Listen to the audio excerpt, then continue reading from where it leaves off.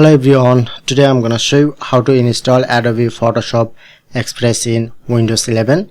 So simply go to your search option, search it to Microsoft Store,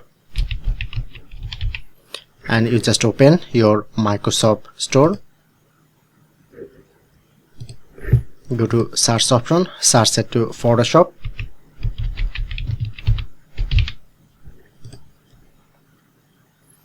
and then showing it to Adobe Photoshop Express.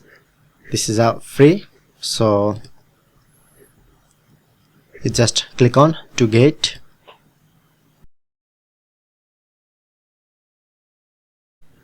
Okay, it's installing.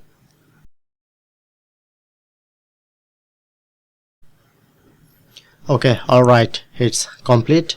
Press on to open.